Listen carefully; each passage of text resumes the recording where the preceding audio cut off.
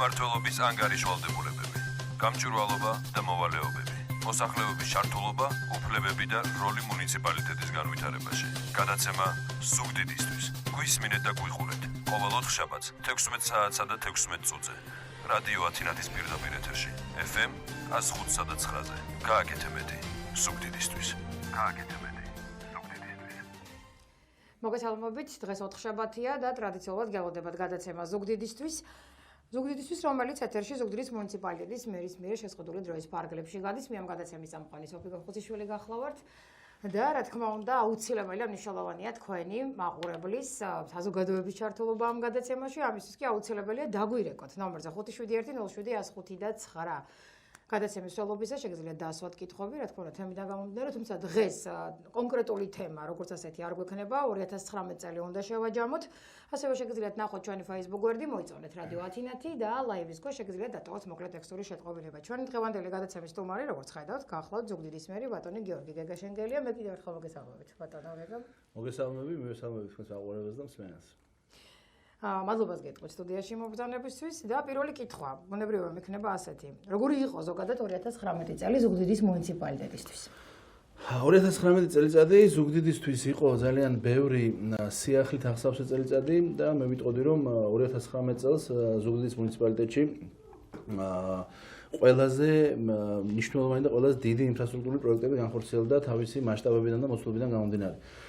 2019 წელს ჯამში ადგილობრივი მუნიციპალიტეტის ბიუჯეტთან ერთად დაახლოებით 90 მილიონ ლარამდე დაიხარჯა ჩვენს მუნიციპალიტეტში იმისთვის, რომ კეთილმოწყობილ იყო გზები, სხვადასხვა ინფრასტრუქტურული პროექტები, საზღვაო ინფრასტრუქტურა და ასე შემდეგ.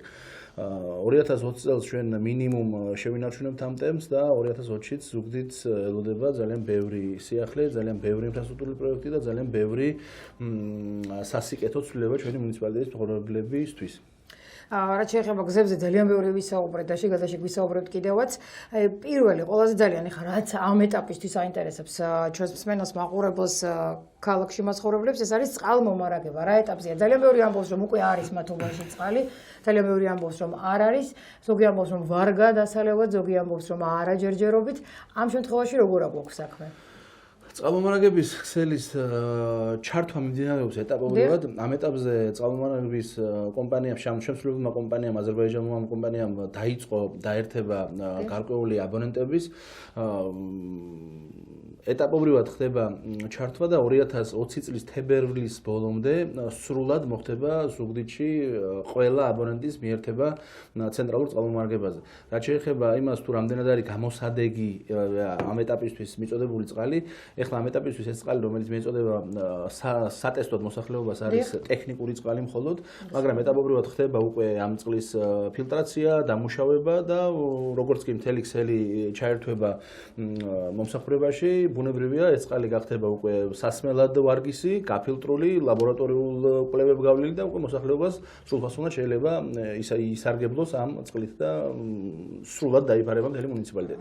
სატესტო პერიოდია ფაქტიურად და ძალიან ბევრ ადგილას ცოტა უხეშად ვიტყვი, მაგრამ ამუხეთქა ძალიან უხეშად დააზიანა კიდევაც ზოგს, ეზო დაუზიანა ზოგს ახლებიც დაუზიანა და ძალიან ბევრი კითხვა იყო ამ თემასთან დაკავშირებით.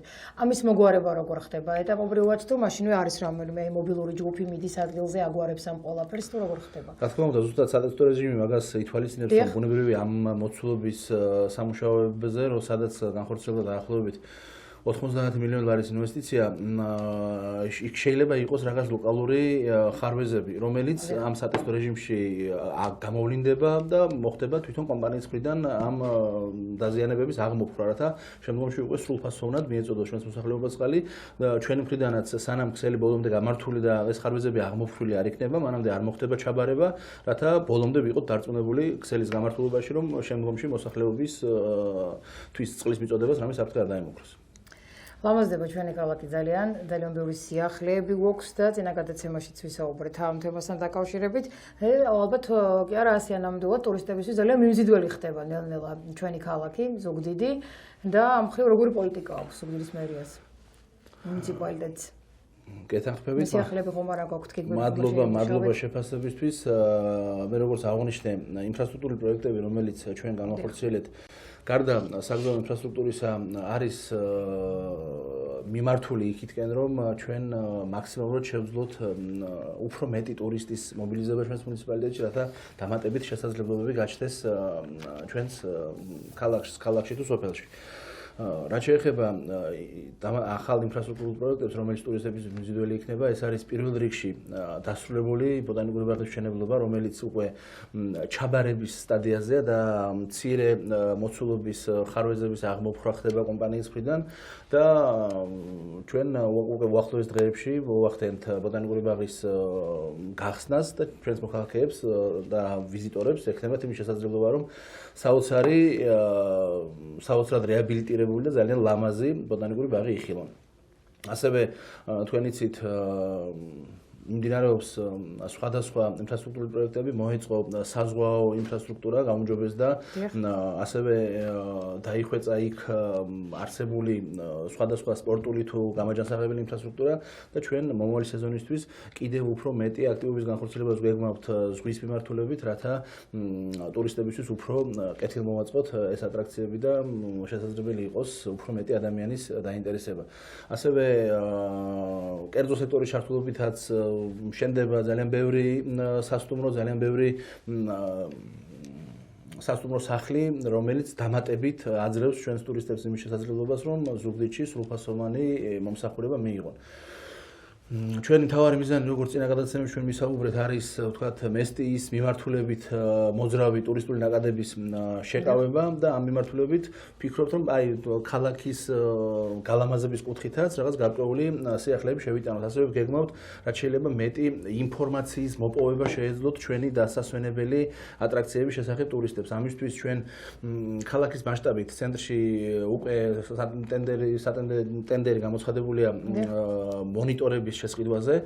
სენსორული მონიტორები განთავსდება ქალაქის მასშტაბით და 5 ერთეული, სადაც ტურისტებს ექნებათ შესაძლებლობა ნახონ დასასვენებელი ადგილები, ასევე გაეცნონ მუნიციპალური ტრანსპორტის გადაადგილების გრაფიკებს და ასევე გაეცნონ იმ ინფორმაციებს კულტურული ღონისძიებების შესახებ, რაც ხორციელდება ჩვენს მუნიციპალიტეტში თქვა უახლოესი დღეების განმავლობაში.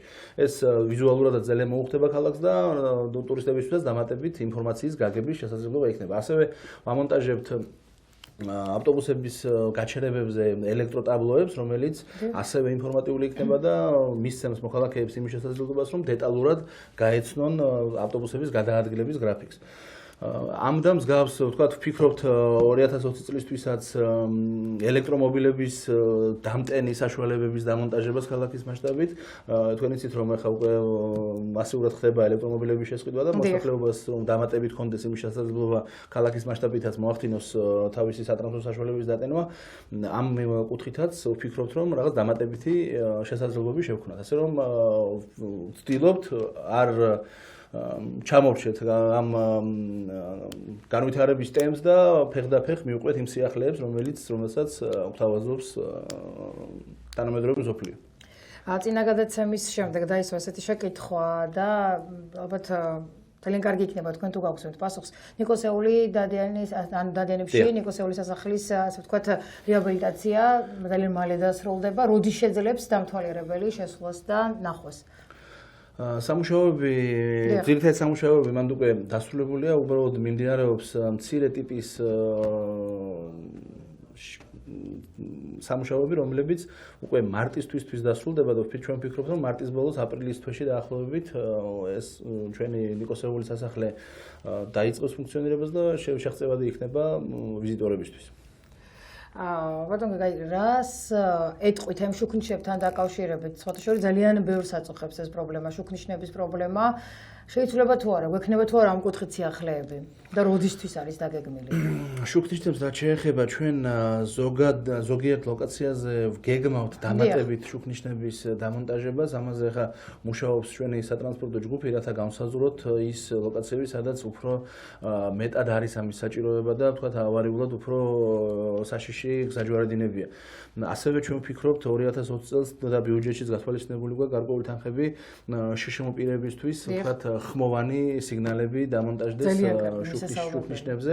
სატესტო ჩვენ ამ ეტაპზე რამოდენიმე ცენტრალურ შუქნიშნებზე ვცდით ამის დამონტაჟებას და ვფიქრობთ, რომ ეს იქნება რენტაბელური გამოსადეგი ჩვენი მოსახლეობისთვის და მისაღები და შემდგომში უკვე უფრო გავშლით ამ ჩვენს დაფარვის არეალს და ყველა შუქნიშანი გვინდა მოვიცვათ ამ ხმოვანი სიგნალების დამონტაჟების კუთხით. ეს რაც შეეხება ძირითადად შუქნიშნებს, რომელიც განთავსებულია დღეს მუნიციპალიტეტის ტერიტორიაზე და ასევე მოგვიანებით მე მოსახლეობას ვაცნობებ დამატებით იმ ობიექტების, იმ მონაკვეთების შესახებ, სადაც დავამონტაჟებთ ახალ შუქნიშნებს. კეთილი და ზოგადად არსებული შუქნიშნების შეკეთება თუ არის დაგეგმილი? არსებული შუქნიშნების შეკეთება, თუ სადმე მოხდება შუქნიშნის დაზიანება და მწყობრიდან გამოსვლა, ბუნებრივია მყისიერად ხდება შეკეთება. უბრალოდ თქვენ თუ გულისხმობთ თქვა წამების ცვალებადობას. წამებზე არა, თუნდაც არსებული, ჩვენთან ძალიან ახლოს აქ ზაჯვარედინზე წინა გადაცემაშიც აღვნიშნე და არაერთხელ გვისაუბრია. პირადად მეც ძალიან ბევრჯერ შექმნია პრობლემა და დარწმუნებული ვარ თქვენც. როცა გადადიხარ მოქალაქე ფეხით მოსიარულე აერთო მწვანე, მაგრამ ამ დროს არ არის შენი გზა აღმოჩნდა ბაზიდან, თუნდაც ესე უხეშად რომ ვთქვათ, მომავალი ავტომობილი ფაქტურად აფერხებს შენს მოძრაობას. ამ შემთხვევაში რა ხდება? მანდ მოკლედ ხა როგორ არის აგიხსნით. ეს გზაჯვარედინი არის საკმაოდ ინტენსიური გზაჯვარედინი, ამიტომ ისე ვერ ხერხდება დარეგულირდეს, რომ ვთქვათ მარტო ფეხით მოსიარულე მოქალაქემ გაიაროს, ან მარტო ავტომობილმა გაიაროს. ამას საგზაო მოძრაობის წესები არეგულირებს. როდესაც მწვანე შუქნიშანი აქვს ფეხით მოსიარულე მოქალაქეს, ავტომობილისტი ვალდებულია მას დაუთმოს გზა და როგორც კი გაივლის ფეხით მოსიარულე, მერე გაიაროს ავტომობილი. ასე რომ ეხა ამ კუთხით ფიზიკურად დატვირთულობა არ გვაძლევს იმის საშუალებას, რომ ეს ცალ-ცალკე გავანაწილოთ. ასე რომ ეს პრობლემა ცოტა რთულად მოსაგვარებელი არის ამ გზაჯვარედინზე, მაგრამ ჩვენ მაინც ამ პოზიციით არ ვართ ბოლომდე კმაყოფილები, ამიტომ დამატებით ექსპერტების ჯგუფი გვინდა მოვიწვიოთ, რომლებიც შეისწავლიან ამ საკითხებს და თუ არის იქნება იმის შესაძლებლობა, რომ ამ დამატებითმა კომფორტმა, თქვათ, ფეხით მოსიარულეებისთვის ავტომობილების კოლაფსი არ გამოიწვიოს და რაღაც დამატებით საცობები არ შეიქმნას ამ გზაჯვარედინზე, ჩვენ მზად ვართ, რომ ამ კუთხითაც გარკვეული ცვლილებები შევიტანოთ შუქნიშნის მუშაობაში. კეთილი. და ვიაროს მწვანეზე და უსაფრთხო. კი ბატონო, რა თქმა უნდა. ბატონო, გაუცილებლად უნდა გკითხო, ძალიან ბევრი პროექტი შექმნა, ძალიან ბევრ რამეში პიონერები ვართ. ზუგდიდის მუნიციპალიტეტი, ეს სახლების მშენებლობა და ასე შემდეგ. არაერთი რაიმე განსაკუთრებული სიახლე ხომ არ იგეგმება, ხომ არ გეგმოს ზუგდიდის მუნიციპალიტეტის სამომავლოდ 2020-თვის. 2020 წელს ჩვენ ძირითადად ვინარჩუნებთ იმ არსებულ პროგრამებს, რომელიც გვქონდა 2019 წლის ბიუჯეტში, უბრალოდ ზოგიერთი პროგრამა უფრო მრავალფეროვანი და უფრო მოცულობითი იქნება. ასევე ჯანდაცვის მიმართულებით გვაქვს გარკვეული მოწყვლადი ჯგუფებისთვის ახალი პროგრამები, რომლებიც ასევე ბიუჯეტშია გათვალისწინებული და ყველა იმ მნიშვნელოვან პროექტს, რომელსაც როგორც თქვენ აღნიშნეთ, რომ სავიზიტო ბარათია ზუგდიდისთვის და პიონერები ვართ, შენარჩუნებული იქნება და მომავალ წელსაც სოციალურად დაუცველ ოჯახებს ექნებათ იმის შესაძლებლობა, რომ მოღმართონ სახლის მშენებლობის განაცხადით და ჩვენ კომისიურად ბუნებრივია განვიხილავთ მათ განაცხადებს და მინიმუმ 25 ოჯახის განაცხადი მომავალ წელსაც დაკმაყოფილდება როგორც სახლის მშენებლობაზე, ასევე ერთი თბილი ოთახის მოწყობაში, ანუ ერთი ოთახის გარემონტება იგულისხმება ან გადახურვა ამა თუ იმ საცხოვრებელი სახლების. ეს პროგრამები მომავალში შენარჩუნებული იქნება. კეთილი. რეკლამის ზრუჩის ეთერში ჩვენ ძალიან მაგ დაბრუნდებით. ჩვენი პირდაპირ ეთერში ვართ, ეს არის გადაცემა ზუგდიდისთვის და ფაქტურად 2019 წელს ვაჯამებთ ჩვენ დღევანდელი გადაცემის სტუმარი გახოთ ზუგდიდის მერი ბატონი გიორგი შენგელია. ბატონ გიორგი, შევჩერდი ძალიან საინტერესო თემაზე, პროექტებზე და რა თქმა უნდა, ძალიან ბევრი ადამიანი სოციალურ დაუცველებს და მათ სახლებს გულისხმობ, ვინც ახლა შემომიერთდა და შემოგვიერთდა მათთვის 25 ოჯახი მომავალ წელსაც მიიღებს თბილ კერას და ბედნიერი შეხვდება ახალ წელს. რატომაც არა. ძალიან კარგი საქმე, მისასალმებელი. მართლა ძალიან სამაო პროექტია ჩვენთვის და ჩვენ მაქსიმალურად ვთქვით, რომ რაც შეიძლება მეტი ოჯახი მოვიცვათ ყოველწლიურად და წელსაც მინიმუმ 25 ოჯახის გაბედნიერებას გვეღოთ. მისასალმებელი. თქვენ შეგიძლიათ დაგვირეკოთ სტუდიის ნომერზე 571070509 შეგიძლიათ ფოტონგეკას დაუსვათ შეკითხვები, ამომწურავად გაგცემთ ნებისმიერ საკითხზე პასუხს ამ გადაცემის მსვლელობისას, რა თქმა უნდა. ასევე შეგიძლიათ მოკლე ტექსტური შეტყობინებები დატოვოთ ლაივის ქვეშ. ნახეთ ჩვენი Facebook გვერდი, მოეწონეთ რადიო ათინათი, ჩვენ თქვენ ზარებს და SMS-ებს ველოდებით. რა შეიძლება ბატონგეკა, არ შეიძლება, არ ვთქვათ, თქვენ დაინტერესება ძალიან დიდია და ზოგადად ფაქტურად ზუგდიდის მერი ასოცირდება თანადგომით განსაკუთრებით ახალგაზრდებთან მიმართებაში. ახალგაზრდულ პროექტებზეც ვისაუბროთ. შვედგამსახურდია სახელობის ბიბლიოთეკაზეც ძალიან კარგი ფოტოები ვნახე მე პირადად და ძალიან აღფრთოვანებული ვარ და მომეწონა ეს ყველაფერი. რას გვეტყოდით? შვედგამსახურდიას ბიბლიოთეკას რაც შეეხება, ამ ბიბლიოთეკის პროექტირების პროცესი უკვე მიმდინარეობს, მოსახლეობამ და მოქალაქეებმა უკვე იხილეს ესკიზური ნაწილი ამ პროექტის, რაც დამეთანხმებით რომ ძალიან ლამაზი პროექტია.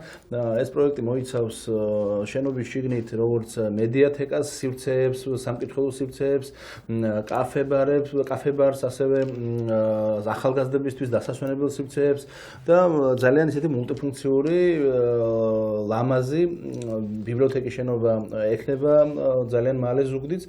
2020 წლის დასაწყისში ეს პროექტირების ნაწილი უკვე მივა ბოლომდე და გამოცხადდება შემდგომში ტენდერი სამუშაოების შესრულებაზე, რომელიც 2020-ის დაახლოებით პირველ ნახევარში დაიწყება და ალბათ მაქსიმუმ 1 წელიწადში, წელიწად ნახევარში დასრულდება. ასე რომ ეს პროცესი ძალიან აქტიურად მიმდინარეობს და მალე ზუგდიდს ექნება კიდევ ერთი ძალიან ესეთი მულტიფუნქციური, მრავალფუნქციური შენობა, სადაც ნებისმიერი ვიზიტორისთვის თუ ადგილობრივისთვის შესვლა იქნება ძალიან დიდი სიამოვნება. ნამდვილად გეთანხმებით აბსოლუტურად. მოქალაქის აქვს კითხვა ამ თემასთან დაკავშირებით, ამ პროექტთან დაკავშირებით, საჯარო განხილვა თუ იგეგმება ბიბლიოთეკასთან დაკავშირებით. ჯერჯერობით აქ არის, ვთქვათ, პროექტირების საწყისი ეტაპი, შესაძლებელი არის და მე ვფიქრობ, რომ საჭიროა საჯარო განხილვების მოწყობა ამ კუთხითაც, ვთქვათ, ამ შენობის მოწყობასთან დაკავშირებით, სივრცით განვითარებასთან დაკავშირებით. ბუნებრივია, სანამ ჩვენ ოფიციალურად მივიღებთ გადაწყვეტილებას და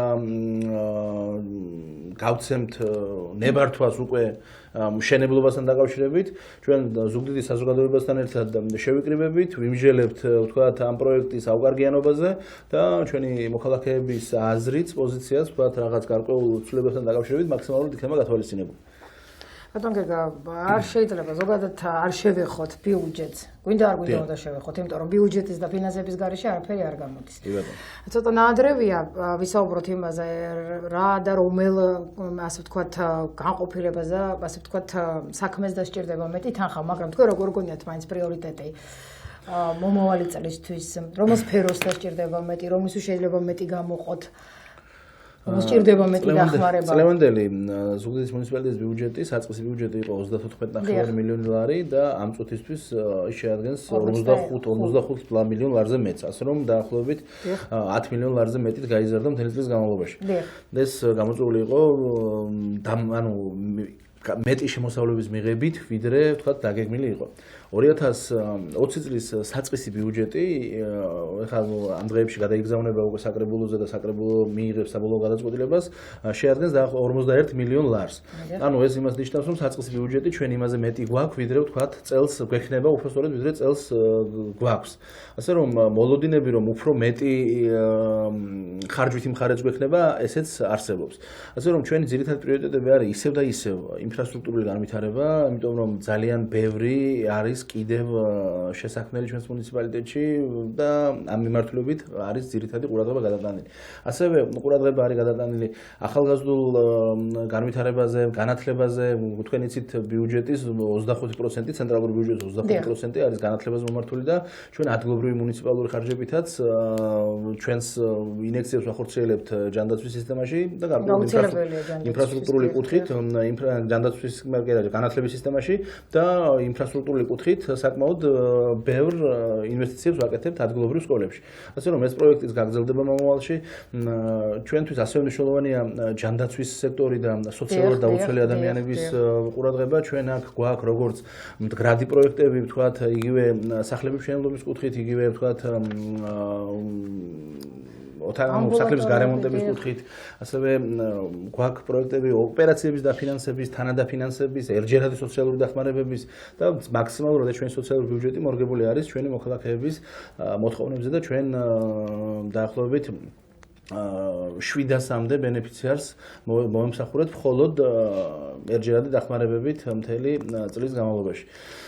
ასე რომ ეს პროექტი 2020-ში გაგრძელდება და უფრო მრავალფეროვანი იქნება მომსახურების კუთხეც. რაც შეეხება ამბულატორიებს, ჩვენ ამბულატორიების მშენებლობა უკვე დაწყებული გვაქვს, ვაშენებთ 5 სოფელში ამბულატორიას.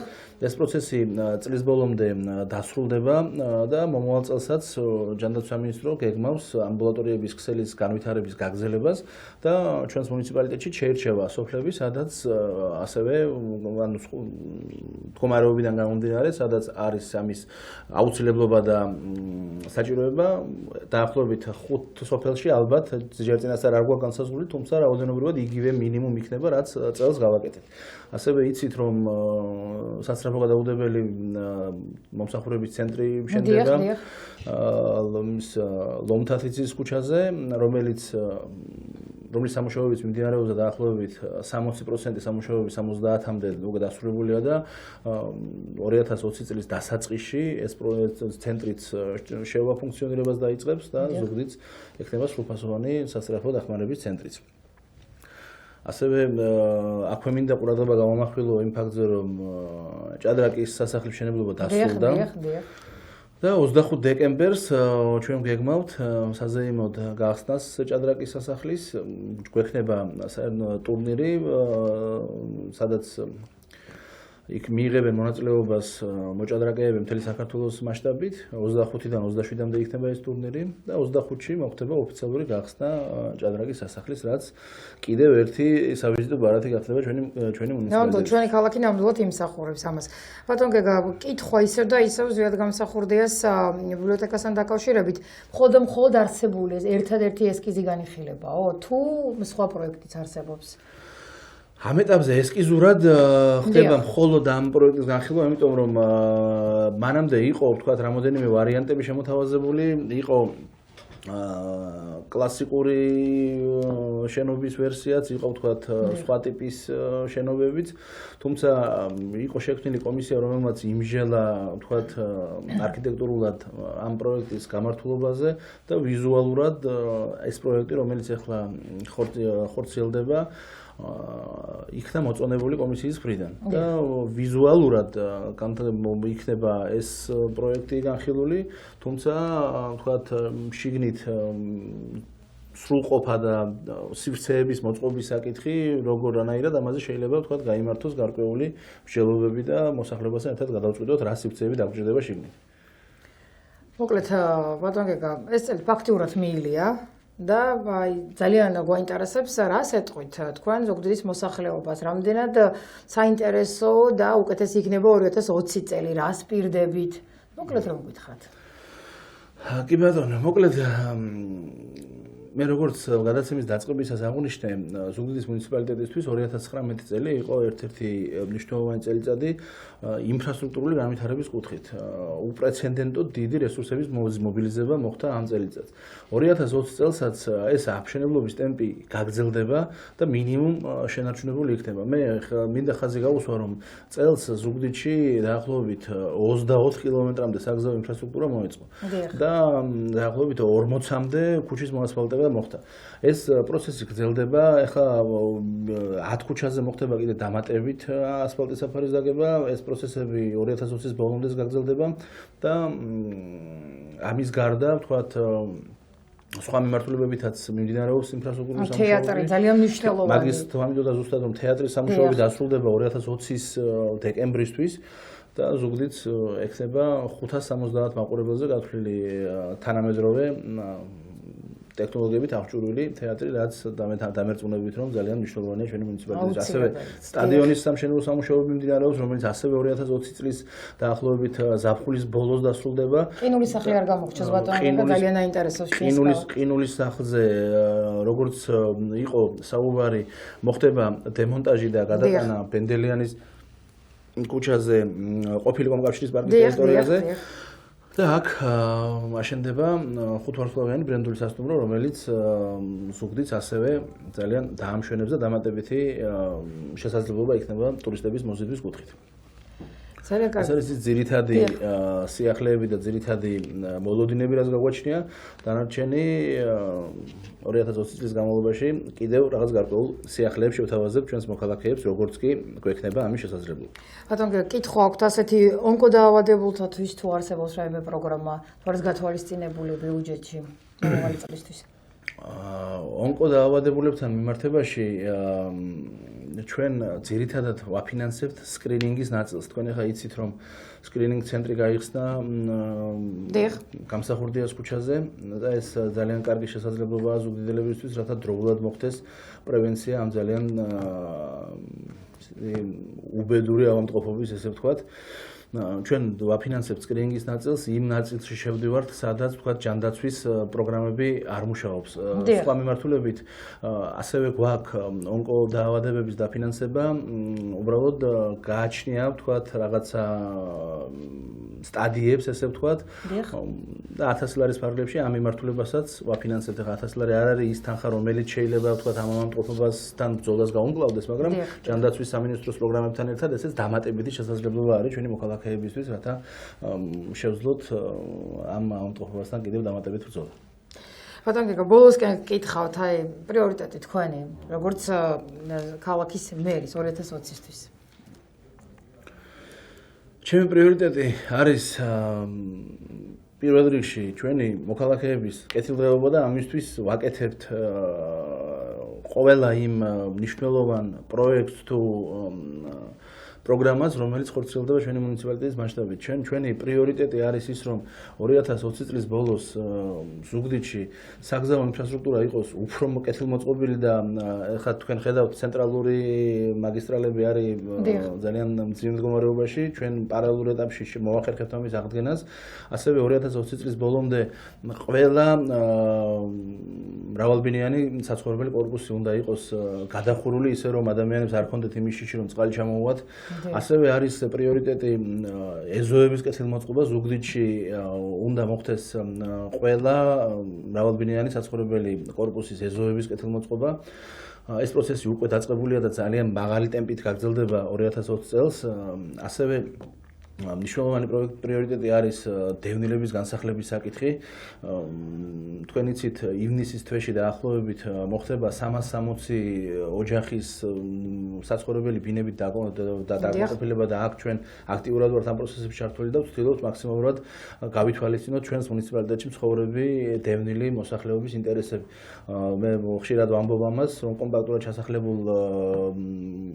კომპაქტურ ჩასახლებებში ძალიან მძიმე პირობებში ცხოვრობენ დევნილები, ამიტომ პირველ რიგში მათი ინტერესების გათვალისწინება მოხდება, მაგრამ აქვე არ იქნებიან დავიწყებული ის ადამიანები, ვინც კომპაქტური ჩასახლებების მიღმა ასევე არასახარბიელო პირობებში ცხოვრობენ.